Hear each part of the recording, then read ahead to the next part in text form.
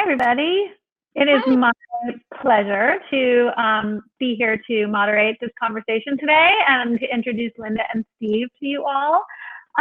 We are here to talk a little bit about Epic Games and bringing some of their products into the classroom.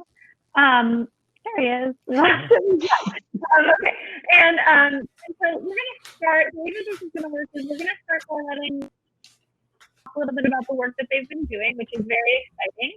And then we really are going to kind of flip this session. We really want to hear from you all about your thoughts about bringing some of this stuff into the classroom, what the obstacles are, the challenges, where you see great potential. And so we're really going to be looking for you to participate. We're looking forward to hearing your voices today. With that said, I'm going to hand it over to Linda and Steve to do a little introductory stage setting, and then we'll get going. Great, I'll start. Hi, I'm Linda Sellheim.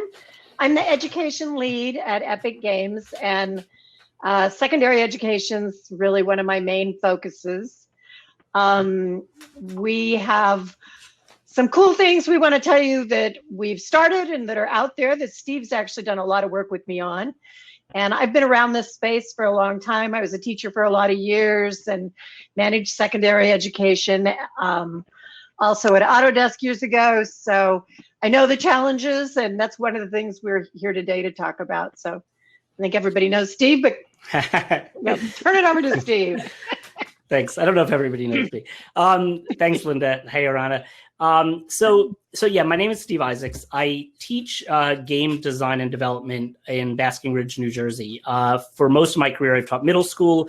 This year, which is something I've been looking to do for a long time, I also brought my class up to the, we offer game design at the high school. So I'm teaching both at the middle and high school. So, you know, one of the big things for me is, you know, giving kids choice in what in learning, in what learning pathways they approach and such, and a big part of that comes to when they're using tools or making their games, and I like to allow kids to choose what tool they want to use. You know, that's been changing over the years, but I was kind of somewhat patiently or not so patiently anticipating kids asking about using Fortnite Creative when it came out. So, you know, that day came last year. I had, and it's very interesting, for some odd reason, it was my fourth period class, and none of my other classes at that time asked. And I just thought, this is great. We'll do it kind of as a pilot. But they had asked to use it. And my instinct was, yes, absolutely. Like, this is a great tool for them to, it's something they have a lot of agency in. They're playing at home. They have that expertise in. The potential for Fortnite Creative is tremendous. But I did, have a little bit of that reservation about how it would be perceived outwardly. At the time, I mean, Fortnite Creative was relatively new. So Fortnite, people thought, guns and battle royale and all that. So I thought I would do what all good teachers do and kind of empower the kids in this regard. And I said to them, I said, I think it's a great idea, but I kind of think we need to get permission from our school administration. So I had the kids write a letter to our administration, to our principal, and I, kind of helped guide it a little bit, but it really came from them. And the kinds of things they came up with, which were tremendous, was things around the fact that all the other tools we use technically could have weapons in them. And yet, we have, sort of guidelines for what's appropriate for middle school, and we follow those with these other tools. So we would do the same with Fortnite. And, they made a very, very reasonable argument, and also, offered to have parent permission slips signed, to get their parents on board. And our principal, was just, a little curious, like, how was she going to come back? And the beauty of it was her only question, really, she understood what the kids were saying. Her big question was, does Epic Games or whatever we're using follow FERPA and COPA guidelines? And the good news is yes. So that was her and my IT department's concern, obviously for the sake of student privacy. The good news was she understood what they were saying. She understood that we had a culture where, we were creating this culture where kids were going to take ownership of what was appropriate and whatnot.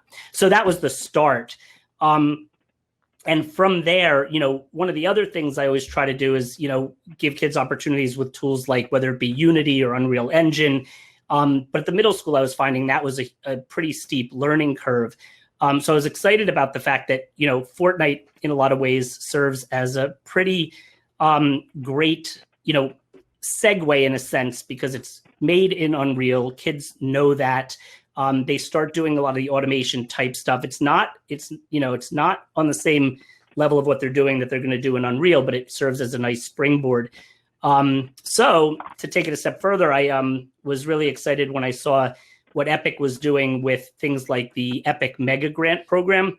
So I submitted an application for a mega grant where the goal was to scale my game design program, from Fortnite Creative to Unreal Engine and scaffold the learning and give kids opportunities to start with Fortnite and move up. The timing of starting at the high school was perfect because a lot of my middle schoolers would then come up to the high school, ready to advance their skills and such.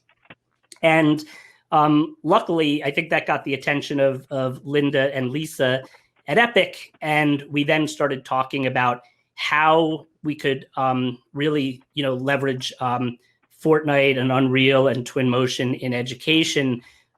So, we've been working together and writing lesson plans, a number of which are actually available online now, beautifully designed thanks to the help of the awesome marketing folks at Epic and such, and a number of other things that we've been working on. But that gives you a little long-winded sort of explanation of how I got involved. But one thing I want to say very clearly is that working with Epic has been really great because it's so obvious that they're invested in education and believe strongly in getting kids to use these tools, which makes so much sense to me. I mean, these are industry standard tools, and if we can get high school kids and middle school kids using them, look at what we're setting them up for success in interactive 3D and such.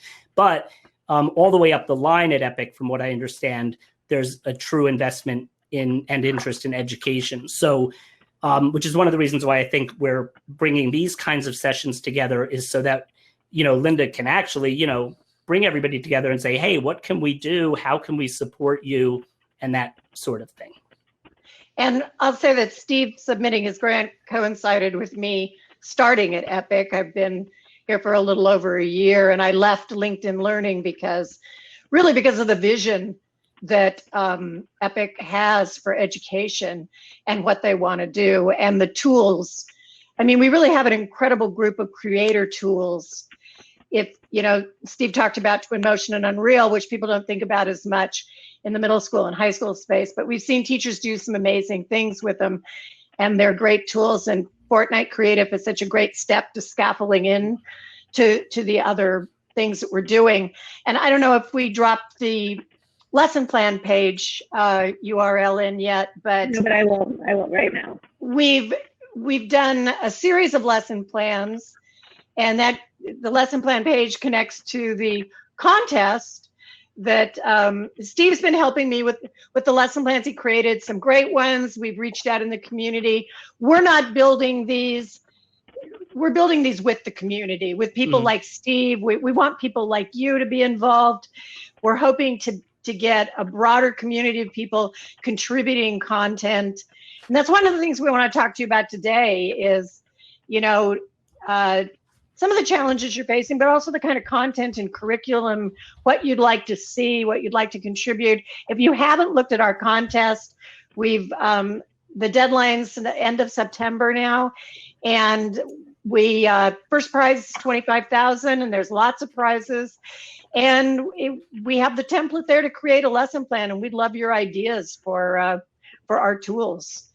And you don't have to submit 3D assets or, heavy content. It's a pretty light lift, as is our grant application. So please look at it. And do we kind of want to roll into what some of our questions are? I think there's only one other thing I wanted to cover in what we've been creating that people probably aren't really aware of. It's called the Creator's Field Guide, but it's a great look at the skills. It's based around Unreal more, but we looked through the window of 8 careers at the skills needed in Unreal. And sort of it's really about this emerging career landscape of interactive 3D. I mean, we all know that we're headed this way. I mean, it's like mobile was 15 years ago, that people want to interact with their content, whether it be in retail, automotive, architecture, games. And so we're really looking at this suite of tools.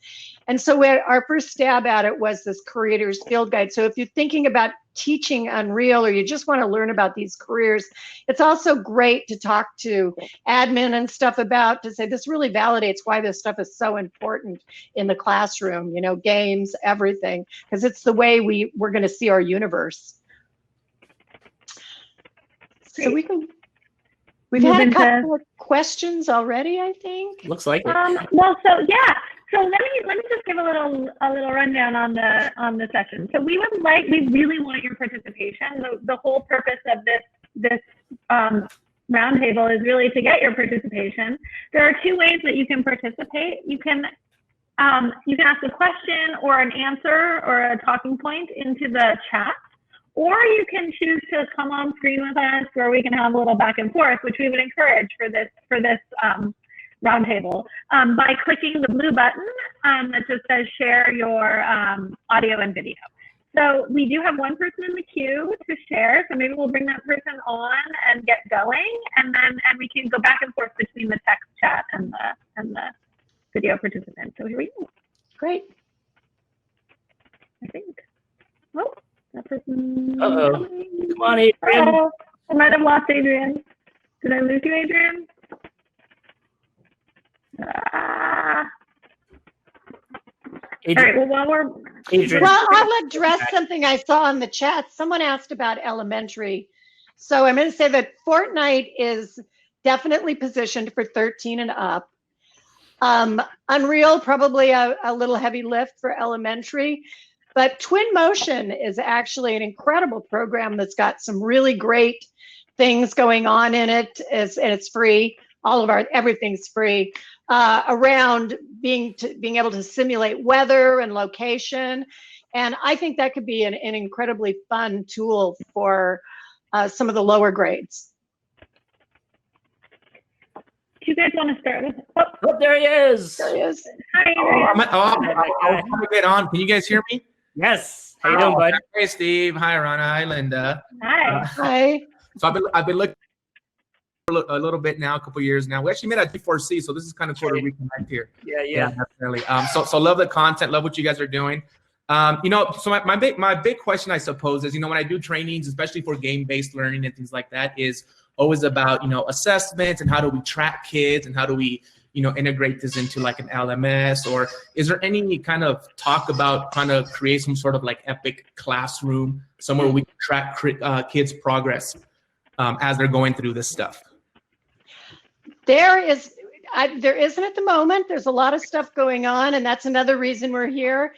And we would love to hear more about what you think about that and how we can interact, because that's one of my questions that I have about login and security and, how we work with all that stuff, how we work with even remote, so ideas like that are really important to me, and I'm hoping we can collect all of this great stuff for you guys to move forward with. Okay, cool. Very cool. All right, Adrian. Thanks, Adrian. I'll go ahead and... Thank you, Adrian. Yeah. There's one from the chat here that is asking, is there any push towards state-level CTE certification pathways for Unreal development? We haven't approached different certification, but we're looking at the CTE pathways really closely, and we're working with a few teachers right now that are helping us build more around that. We're involved with things like Skills USA and stuff too, so if you've done any of that, but yes. Okay. I'm going to bring Jamie on. Great. I'm going to bring Jamie on screen.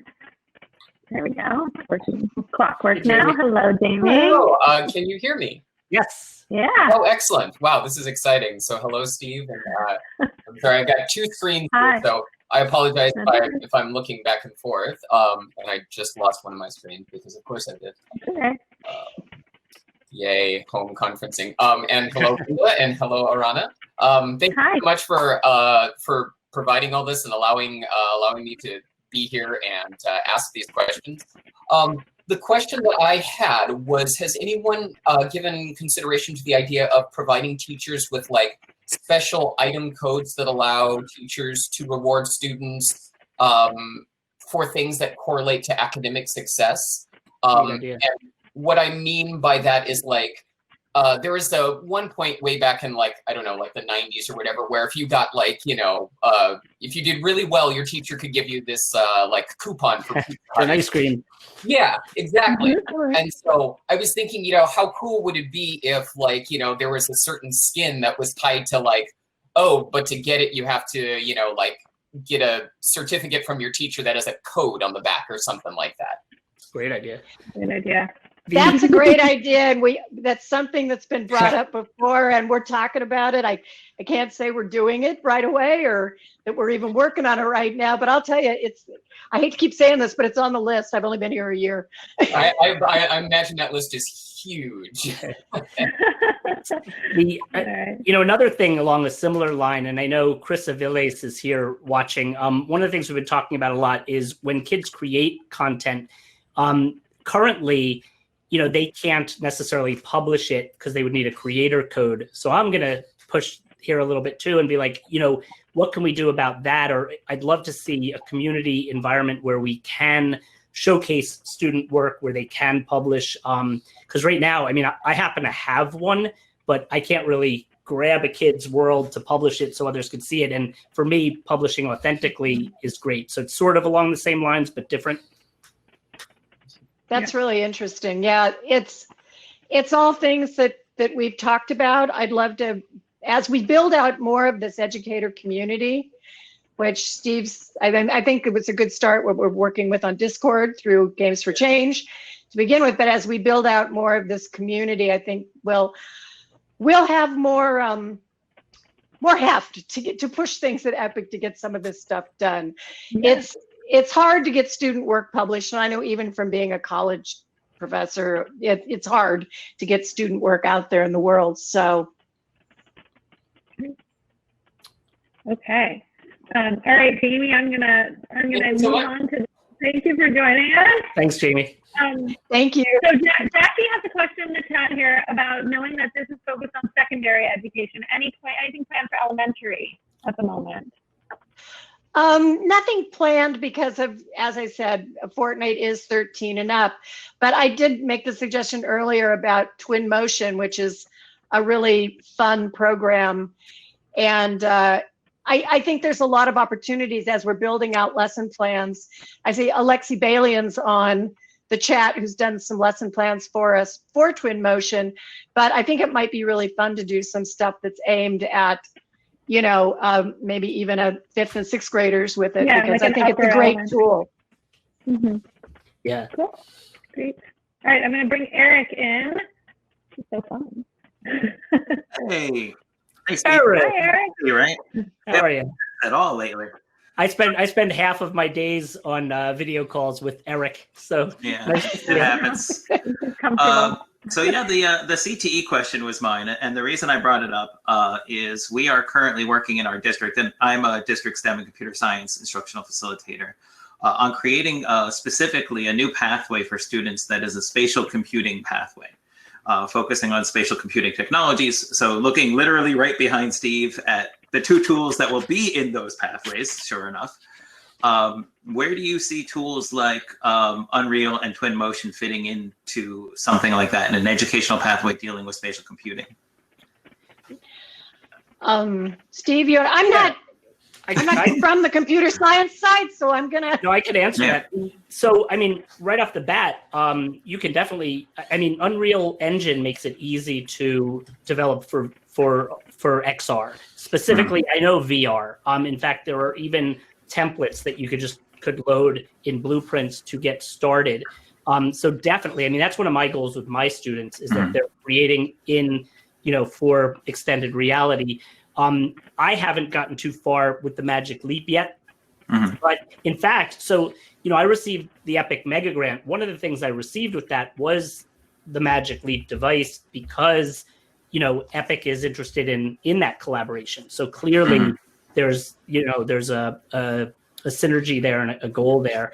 I would love to work with some of the folks in Broward around that, because I know you have some really incredible people there that are going to be probably leading that front, We'd really like to do some learning content aligning with the CTE pathways. We've talked a lot about it, and I worked on that at Autodesk actually with the CAD software. So obviously Steve has your number.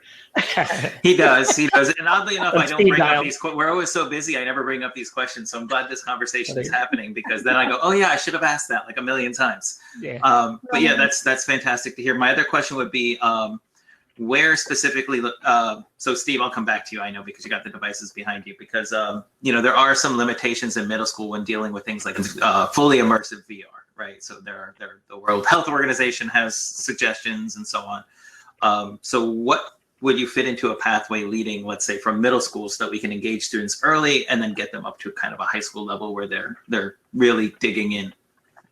Well, I mean, for me, that's exactly what I'm trying to do with the grant project is, starting them with Fortnite Creative, in typically 8th grade, and leading them to Unreal Engine. So my end goal is that kids will be developing an Unreal Engine and, using, Fortnite Creative as that kind of springboard to the hook kind of, because they're different enough that I'm not saying they're going to segue right from one to the other, but the interest is driven there. And I think that's going to play a big part. So that's my goal. And Twin Motion falls in all areas. And it's a very different tool, but I think the potential for visualization and things with that fit into all sorts of CTE areas. So I think it all has CTE written all over it, really. Like getting kids, my big thought is, when we create, and this is, I'm sure what you're thinking of, is like when we get kids using these industry standard tools like Twin Motion and Unreal in this example, that is fantastic, especially for some of the kids in maybe underserved areas that might not be as inclined to go to, to advance necessarily to college. Here they have this skill that they can leave high school with, Right. And I mentioned the Creators Field Guide earlier, and really take a look at that, because we've addressed the skills for these emerging careers. We eventually see this as an entire website around careers. With so much going on in the immersive area, people don't even, there's stuff going on in advertising, architecture, automotive, aerospace, we know a little more about that, but there's going to be a lot of jobs. If you take virtual production right now as an example, what's going on in film, and particularly with what's happened with the pandemic, people are having to make movies from 100 different locations out of their houses. And it's phenomenal what can happen. We had Unreal Fest this week, and there's a lot of stuff around virtual production, but these companies can't find enough people, for these jobs. And I think these jobs are going to be very skills based and very like things we could build stuff around CTE with, because I don't think you're going to need a PhD to do them. I think you're going to need a good eye and an understanding of the tools, and there's a big suite of tools, but Unreal just happens to be one of the big ones in the virtual production space. Absolutely. Yeah. And thank you. And by the way, I'm not going to dab like Jamie, but you did mention The Mandalorian, which I watched all that production on that. So to everything you're speaking about, that stuff blew me away. But yeah. All right, I'll step out. I know my others want to jump in. Yeah. So Thanks. All right, we've got a lot of people here wanting to ask questions, so let's get some people in here. Let's see. Noah. I know Noah. Hello, Noah. Hey. Hi, Noah. Good night from Israel, guys. Noah's staying up very late with us from Israel. Hello. Thank you for joining. Thank you for inviting. Thank you for popping in my Twitter feed. So I'm glad I'm here for the final day. Yeah. That's it. Just, hi. And, hi. a get hard into- question for us? Yeah, actually I do. There you go. I know Fortnite EDU is just like starting to trend, and there's creator mode. So how do you get buy-in from stakeholders? Because I work in the Ministry of Education in Israel, and I can't imagine like me coming up to my team and my boss saying, "Hey, there's Fortnite." So Before you guys answer that, I just want to also say that there's a very similar question in the chat from David, which is very similar about addressing the negative view of Fortnite that exists in many schools or from maybe many administrators, and I suspect parents. So maybe bring that. Those questions are very similar. Well, my- one thing, we did a video that you could, it's on YouTube. It's also on our blog. I can find a link. It's What is Interactive 3D? And that's sort of in connection with the Creators Field Guide is some of the work we're doing in that space to help people understand the same, what Steve was talking about, that scaffolded pathway. Fortnite Creative is just a tool. And you can build things in it. I mean, look at how many schools we're using Second Life. And then, Sorry. yeah. To butt in. But it's just a tool, and as Steve said, his students took it, used it responsibly, and we see all kinds of great work being done that's got nothing to do with the other side of Fortnite in terms of violence or anything. So that video and our Creators Field Guide is good starting evidence, and we're working on more stuff in that area also. Yeah. And I'll add to that a little bit, Noah. So that was my concern too, but I knew that the creative environment is like a sandbox environment, like a lot of other tools that we use. So so that's where my hope was, that it wouldn't be overshadowed. I dropped a link into a YouTube playlist. One of the main projects my students do is they create Rube Goldberg machines in Fortnite. Not a single violent aspect whatsoever, maybe a baller going, on bounce pads and speed boosts, automated things and all that kind of stuff. But it is, it's a good question. And then you also, we always go into this too, as the educator, we still have the responsibility of kind of managing our expectations of our students and the classroom, and, letting kids know, because I definitely have times where a kid jumps into battle royale mode and it takes me 10 minutes to realize it because everybody around him realizes he just got a victory, or she. And so there is all of that, but at the same time, the reality is that we set these expectations and the kids are using it for appropriate use in school. And the ones that aren't are the same kid that's going to do something else that'll be addressed differently, typically, but it is a good question. And I would love to have people start to really hone in on the creative sandbox environment. In a weird way, it would be great if it didn't have the name Fortnite, attached to it just for that purpose. Maybe it should be Epic EDU. Or Epic Creative, something. But the reality is it's the Fortnite world and it's all of the great visuals and everything wonderful. But with the creative side, except that you know that your kids are so excited about it because they love it so much, right? So that name does draw. It does do a lot to engage. So there's a flip side to it. Absolutely, and I think we have to acknowledge also the true reality. I mean, I have two nephews that are 7 years old. Sorry, Linda, I know they're not supposed to be, but they're playing Fortnite. Not on my side, but kids are playing Fortnite at home. Most of them are the right age, but Linda left even because I said that. But I'm still here. The reality is they are playing at home. When I started my game club at the middle school, and I was wondering what was going to be working in terms of what games kids would play, I sent home a permission slip to parents, to say we might be playing teen-rated games, only if they're the right age. Does your child have permission? It would be games like Fortnite and Overwatch. And the first year, out of 60-something kids, I had two parents say, I would prefer that my child does not play, but the parent didn't say, oh, and I'm pulling them out of game club because they might be near it. They didn't want their child to play. The second year that I sent that permission slip out of even more than the 60, maybe it was 80 by that time, none of them came back. They all came back, yes, it's fine. So we have to be honest, we have to realize that point, because that's the reality. Sure. We're afraid of this liability, but at the same time, the reality is the parents are like, Actually, And I think the understanding of We did lose her. When it sounded like she was going to say something brilliant. Yes. Right at that moment. All right. Well, And while we wait for, I will say, because Adrian just said exactly, what I would always say is let them be creators, right? They're playing the game anyway. Now we're giving them an opportunity to get into it and be like, ooh, I want to create in that environment. yeah. And there was also a good point made about it. It makes a case for intergenerational gameplay as well, right? So that everybody's really understanding what it means to be playing the game. Shall we? Sorry. No, that's okay. Go ahead. As you were saying that about the kids playing anyway at home, and then that the parents, 80-something parents, they all agreed.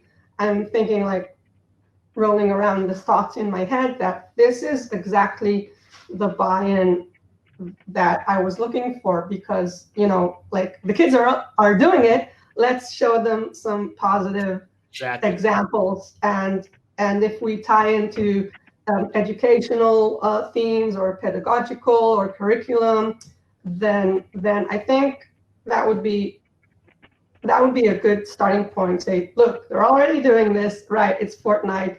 We should ban Fortnite. Fortnite is the devil, but just let's look at it from the other side, like on that point that they're already playing. Am I back actually? Yes, you're back. Yes, you're back. Sorry about that. I don't know what happened. But Okay. what I was going to say is, if you look at all the other work going on with Unreal, and Fortnite's just part of this chain, that the Weather Channel, Boeing, the aerospace industry, if you go to Epic's site, to the Unreal stuff, and you look through the news stories, medical simulation, I mean, they're going back to all of these careers that are based on game technology and the tools that students are used to using. So to me, it's just that thread. You can't separate Fortnite from all of that. People have to, that's part of the learning process. Yep. Great. Cool. Thank you. All right. Thank you, Noah. Thanks, Noah. Good to see you. Having me. We can bring in somebody else. We have a big group waiting. See. Alexi. Hey. Hi, guys. Alexi. How are you? Hi. Excellent. Thank you for the invite, folks. Just want to say hello from Toronto, up north in Canada. I got to say the tools are fantastic. Like we already mentioned, starting with twin motion, possibly at the elementary to even to secondary, grade 9 and 10. I think that's really a fantastic starting point. However, I just want to tap into what someone said earlier, and I think if we can just expand on the LMS, like a learning management system where educators can get involved, that would be, like, just want to say, like, my background is design, architecture, and I'm passionate about animation. I've been studying for over 10 years, actually 18 years animation. I still don't have it. So the reality for me is I would love to create things and post student work. And again, we can bypass the whole name thing. That's the only issue my school board has. Don't show faces. Don't mention names. No big deal.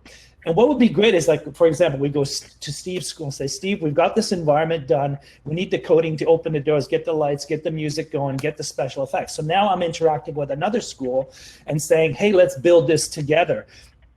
And to me, that is brilliant, because now we're under the Epic umbrella, but we are expanding beyond our borders, as we should be, because we're in that world. So why don't we interact that way?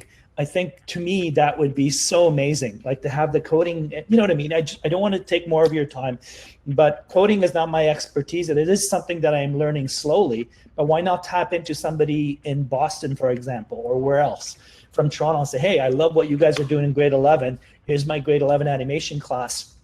We're building this environment. We're doing the texture. We're doing all this stuff. You guys help us with the coding. How cool is that? Oh, yeah, definitely. Yeah, I love the idea of collaboration with different schools and school districts. It's a great idea, Alexi. And including, the last thing I want to say, the feedback part. right? So this is work in progress. We can say, you know what, we're using these kind of games to inspire us to build our environments and so forth. And now I'm also getting feedback from other students from other schools. And it's not just the teacher saying, hey, by the way, I think you should look into this. And when that feedback comes from another student, that's buy-in, right? Yeah. Okay. Thank you, everybody. I love this. Keep it up. Good to see you. I know we have more people in the queue, but something came up in the thread from Emily Silverman about parents. And that was actually a question that I had about how can we help parents understand this, particularly at a time when, you know, a lot of parents are having to become homeschoolers that hadn't planned on it. I'm curious about suggestions from the group on that. Is how can we help educate parents about these tools to make this transitions easier? And just if anyone didn't see it, Emily's point was that, you know, what happens in schools today is so different than what happened in schools when parents were there. And so it's really about partnering with them, right, to help them understand it. So we actually talked about in Korea, they did a parent-student day camp, week-long camp for Fortnite Creative. So, you know, we were actually talking about that before everything closed, but I don't know if people think that kind of thing would be a good idea. It interests me because I know that's also an obstacle. Yeah, I like what Emily also had a few other great points, like have them play. I mean, if we could get parents and kids to play together, we've won the game. But the other was the make 2-minute videos to let parents know. I have my kids publish their work publicly, you know, like through YouTube and such. So I think that's one of the nice things too, is when they see something that they can sink their teeth into, like, oh my gosh, they did that in this tool, you know, that really helps. So those are the kinds of things. And actually, like, so why not have these showcases? Like, we have to figure out ways with this remote learning that parents do see that, because the reality is my students, you know, could tell their parents, you know, I'm working on my project for school, and, you know, pull the wool over their parents' eyes very easily. But the reality is when we see their final reflections and things like that, if I could, you know, if I share that back with the parents, then that speaks volumes. Yeah. All right. Shall we move through? Yeah. Group? Okay. We're going to bring Eric in. Let's see. Hi, how are you? Hi, Eric. Hi, Eric. Hi. I posed a little bit of this question, and I'm a dean in a School of Media Arts here in Chicago, and we have an active. And my question is, where does gaming literacy happen? In other words, does Epic Games promote gaming literacy? Because I'm curious about, from an educational perspective, what it means to have a game and a development environment running side by side. And if kids pick up Fortnite Creative and they're playing Fortnite, the codes and conventions of a game with drag and drop assets inherently get mapped into the types of games that they produce. So are we teaching gaming literacy alongside the adoption of an existing tool? Are there spaces where students can push against the limits of existing tools like Unreal? Are they assets? Are they being taught how to question or push against existing game design methods?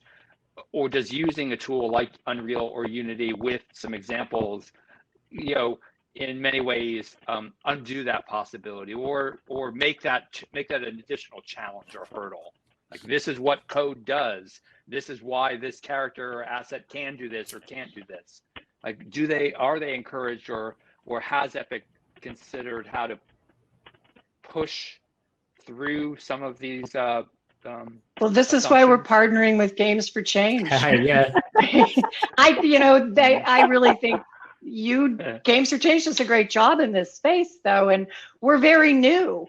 I mean, really, our education program was some evangelists, and then Lisa Tenorio came in as the director and really started to bring a team together and sort of set some direction for what we do, the Mega Grants program.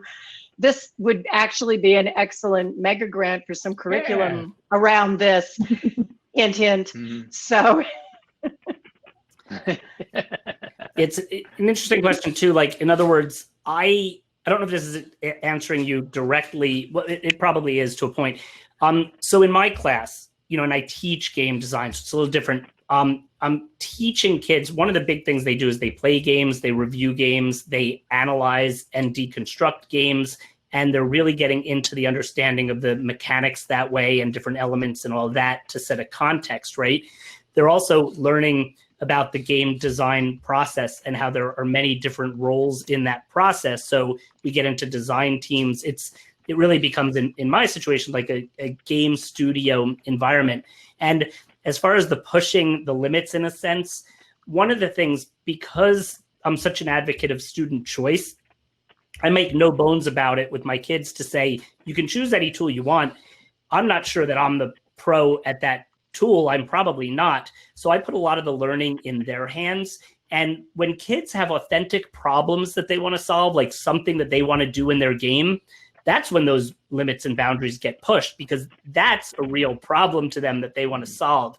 So I've seen a lot of amazing things happen there. I've seen kids, test boundaries and then feel that maybe they were out of their league and pull back to something else, which is perfectly appropriate. So I think there's a lot of that, but I think the empowering kids in the learning process is huge. And in the end, I'm hoping that I'm teaching them how to learn and I'm sort of managing the environment. So, that's where I am with it. But I think doing a mega grant or curriculum around that and working with us in some way could be very interesting, aimed at the secondary space. We see a lot of this, in universities, but we don't really see it positioned for the secondary space. So.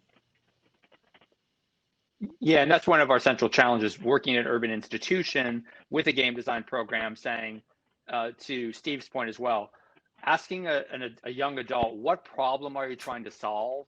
It's not even a game problem, but what real world problem are you trying to solve? And what might you design and build with Unreal, to get you there, as opposed to here's Unreal, Absolutely. build Yeah. something, like what Absolutely. Yeah. And you're giving them a reason to learn something and need to know, right? So that if they have that, then they're more inclined to push and to push the boundaries, like Steve said. Yeah, there's no point to learn a tool without context. No, of course, right. Right. And Linda, where is the information on your mega I will grant put it in the chat right now. Yeah. Yeah. Okay. All right. Thank you all. Thank you. Okay. Let's bring David on. David's been waiting very patiently, and so has Sinclair. We're coming for you next, Sinclair. All right. Hey, David. Hi, guys. Hello. Hi. So I have to apologize. I've played Fortnite like once, but as I said in the chat, I'm an old gamer, and Unreal Tournament 2004 is my favorite game of all time. And way back in the day, I actually bought on eBay lots of copies of that game because it had the original Unreal editor, and I used it for teaching math editing. I remember. Yeah. And that was a good time. Last Man Standing was my favorite game mode. Did you play that? Well, there was a hack on the community where you could do vehicle capture the flag. That's my favorite mode, but it wasn't a built-in mode, but it was good. Anyway, I love Unreal. I taught it for many years at college. I've now moved the other way. I've gone to school, and as I mentioned, I think you answered my question about Fortnite and the kind of negativity that comes up when you suggest it. I guess the other challenge for schools, and I don't know, because I had a gaming lab of Alienware computers, and the thing that pushed them the most was always Unreal Engine, and it's because Unreal Engine is so beautiful, but it's also probably the most taxing. What do you say to school teachers that just can't get the computers to run it? That's the question we were waiting for.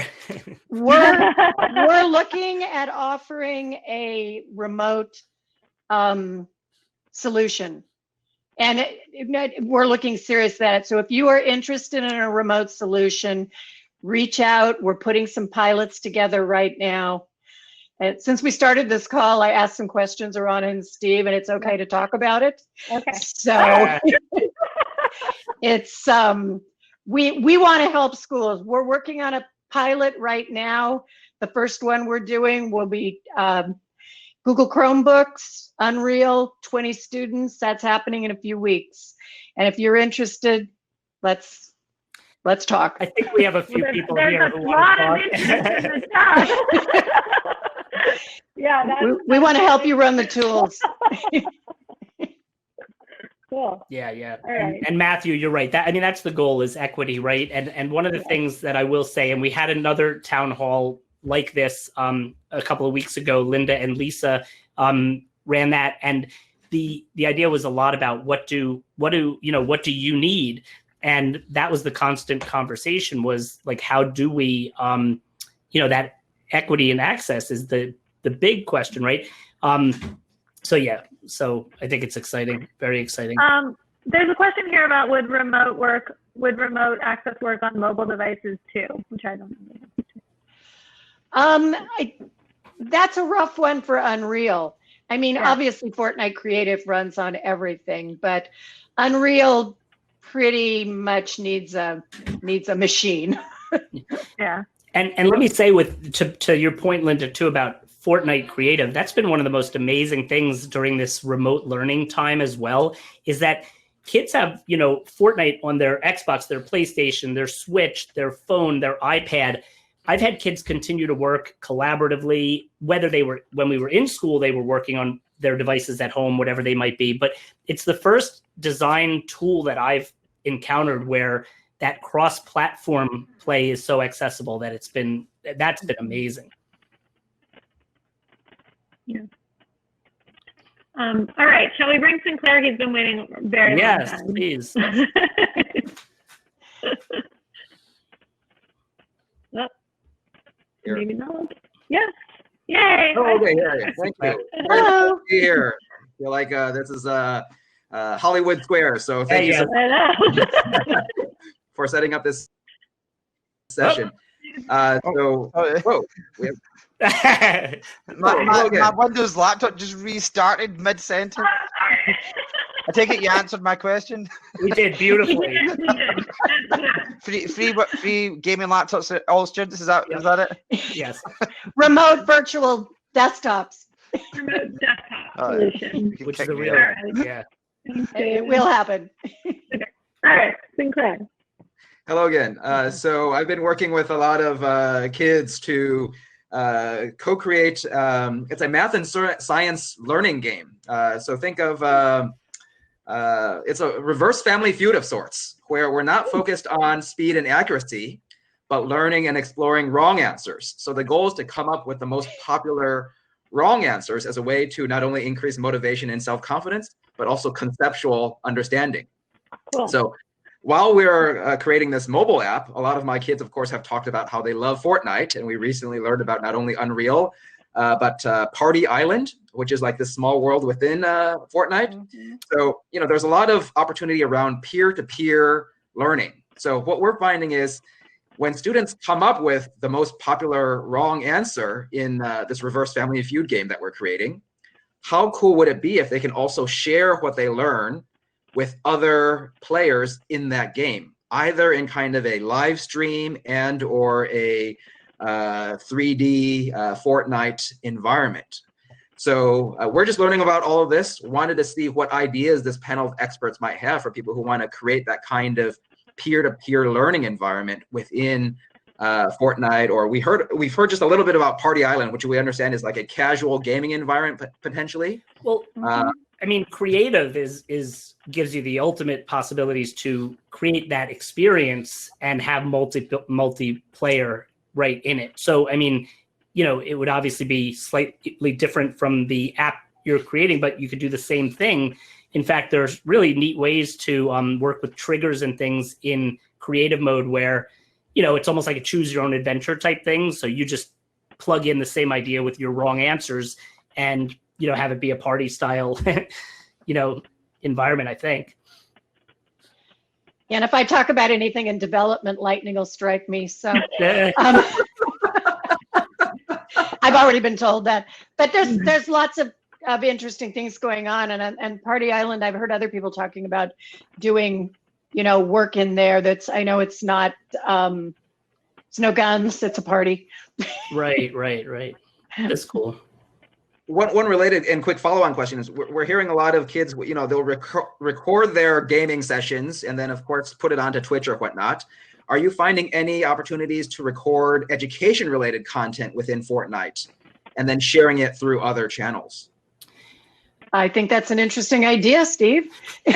Well, I mean, so one of the things, like a lot of these lesson plans are talking about creating educational, you know, experiences in Fortnite Creative, and most of them, if you read through our lesson plans, many of them, the end product is a video walkthrough because it's the easiest way to showcase the work at the end. So I think it would do just that. One of the lessons that I happen to have written is a machinima lesson where coming up with alternate endings to novels. So similarly, it's like, you know, that whole theatrical thing, which works beautifully in Fortnite. And then the Rube Goldberg project that we do, I mean, kids are posting those and they're, you know, that's educational and yet showing off what's possible. So I absolutely think so. And depending on, you know, if you look in Fortnite Creative also, I've been going into some of the user created islands, and some of them start to give you such amazing ideas about these rich, immersive environments for learning. Yeah. So absolutely. Fantastic. Thank you so much, Steve, Linda, as well as Arana. Thanks, Sinclair. Thank you. Good ideas. Appreciated. Yeah. Before we get to, we have one more person in the queue, but before we get to that, there's a question about mega grants. Are mega grants restricted to learning institutions in the U.S.? Additionally, are the grants open to middle schools? Grants are open to anyone, and it's international. And there's really, we talk about Fortnite as being 13 and up, but the grants could be for any interesting project using our tools. And I think if you are looking at something for elementary or below the age of 13, the Twinmotion be a great project to do some curriculum around. Yeah. And submit a grant. And there's a quick question that I think, can you work collaboratively in Fortnite Creative? We know the answer to that is yes. Yes. Very much yes, so. Yes. All right, let's bring David on to the screen. Oh, and while David's coming in, Chris, your question is great because we're doing, I just posted a link to David. Okay. But Chris, I just posted a link to the online course that we're doing. But also we're doing the workshops that I think maybe Arana could post the link for the next one. August 29th is our next one. And those are like a 4.5 hour hands-on workshop in Fortnite Creative. We did our first one as a pre-workshop for Games for Change on Monday. And I think it was pretty great. And also we released your course. Yes. Teaching with Fortnite, which is connected to the workshop. So that's really to help you, if you're not that familiar with it, to get in and be able to use it in the classroom. Teach that math class with it. Yes. Yeah. Yes. So the link to the workshop, the next one coming up is end of August, is in the chat. You should use Cassie's link. It takes you right to the application. Mine is a bit of a long-winded route. Okay, we have a different David again to visit. So bring him up. We lost David Conover, but here we have David again. Hi, David. Again. So I don't know, Steve. Can you work collaboratively in Fortnite Creative? Totally. I mean, like more seamlessly than any other product I've ever worked with. The thing I was saying before, which is so nice, is for kids who have it at home on their Xbox, their PlayStation, their Switch, their iPad, they can all work collaboratively. It's cross-play. It's all cloud-based. So the Creative Edition is cross-play and cross-platform as well? Yeah. And then I don't know if, well, that might be an answer to my previous question about the hardware then, because a Switch is a lot cheaper than a gaming PC. Yeah. And I have kids definitely working on iPads and things. And also, just to be clear too, Creative just comes bundled right in with Fortnite. So it's like if you install Fortnite, you have Creative. It's not like some special extra product you have to search for. Oh, that's cool. So you just, that's cool. All right. So we have 5 minutes left. I don't know if you guys want to do any wrap up, if there's anything you want to say. We have nobody in the queue, so we've gone through everybody. Perfect. So Vincent asks, will the Fortnite courses. Okay, so the online course is at your own pace. So that one we dropped. Linda just put the link in there. That you could take anytime, and upon completion, you earn a badge for that. The workshops, we're doing them. We seem to be going towards around 1 o'clock, trying to cover as many time zones as we can. So it definitely works for the East Coast, West Coast, Europe. You might have to stay up a little bit later with us. But I think we're doing about as well as we could. We will definitely consider future ones at different time zones, Yeah. I think. So yeah, just to clarify, so that link that we put in the chat is to sign up for the one that's on August 29th. We are going to be running we'll be running 3 more of them before the holiday season, before the end of the year. So that one, we don't have those dates yet. So just the August 29th one, which is what's in the chat. All right, we have one more person here. You guys want to take one last question? Adrian, yeah, we'll start and end with Adrian. That's the way to do it. Yeah. Start and end. Super. Adrian, perfect. By the way, Kaden says hi. Here's my little guy who's playing Fortnite right now. Hey, buddy. Make sure you guys all knew he was playing Fortnite. There you go. I'm not seeing it. He's 13. So is there, and I may have missed it, I've been kind of jumping in and out, but is there a kind of like a Facebook group or somewhere that we can all just kind of connect and keep throwing ideas around? And, because there's so much information. I'm watching the chat, tons of great resources. I know this is being recorded, but I'm sure there's going to be a bunch of, Fortnite educators or Epic educators kind of coming together. So is there a platform for that? Yeah, we have a Discord community that is kind of, I think it's going to become fairly public. So I don't know if we're comfortable. Can I drop the link right in there? I mean, what we want to do is we're developing a community there, and it'll also help us with getting people oriented for our courses. So I will drop that right now, and it will get 78 new. It's gonna blow up. It's gonna blow up. It's called appropriately enough, Teaching with Fortnite Creative. So stay tuned, and it'll be dropped in there in a second. All right. Well, thanks, guys. And for people that are interested, we will be doing a teaching with Twinmotion and a teaching with Unreal course. That'll be very similar to the teaching with Fortnite course to really get people started with the software. So. And here we go. Ready? Boom. There it is. All right. Oh, and this last question is for you, Linda. Is the education department at Epic Games hiring yet? Not yet. Stay in touch. So, All right. And Jackie Gerstein, hello, Jackie, asked about the teaching with Twinmotion. How would she find out about that? I'm guessing somehow, if that's in any partnership with Games for Change, that would make sense and get it out that way. But is there an easy way for her to find out? It's the actual course is just in production right now, but there's the Twinmotion lesson plans.